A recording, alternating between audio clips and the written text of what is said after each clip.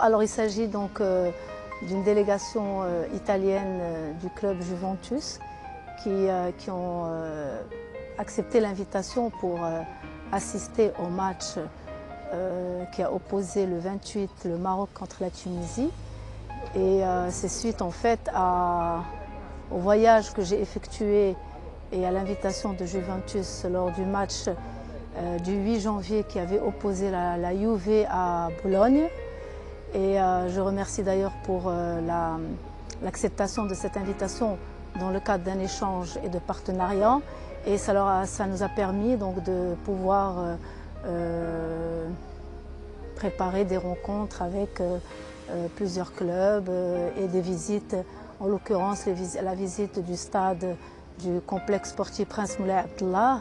Et d'ailleurs on remercie aussi le directeur technique national, M. Nasser Larguet, qui nous a reçus et qui s'est mobilisé aussi pour une visite du Centre national de football.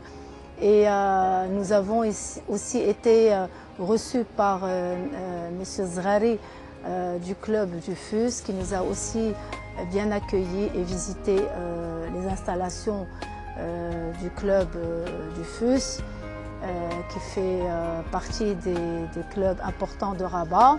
Nous avons eu aussi une rencontre avec le club des phares, les Forces armées royales, où il y a eu donc un échange positif pour pouvoir, où le président du club, le colonel Ayoubi, a émis le souhait et a invité donc le club de la Juve d'accepter donc l'équipe féminine de la Juve pour un match amical avec l'équipe féminine des phares qui aura lieu, je l'espère, Inch'Allah, pour le mois de juin au sein du complexe sportif Prince Moulay Abdallah. Et nous avons aussi eu un contact avec le président et le club du Wydad. Et demain, nous allons visiter le club d'Agadir. Et nous allons pouvoir rencontrer aussi, et on le remercie, le président du club de Hassaniyat Agadir qui nous invite à une visite et un déjeuner du club, du stade d'Agadir. Nous avons aussi connu et échangé avec la Sonarges, qui est la Société nationale de gestion des stades. Et on remercie par la même occasion son secrétaire général et tout son staff qui ont accepté la délégation italienne avec des honneurs.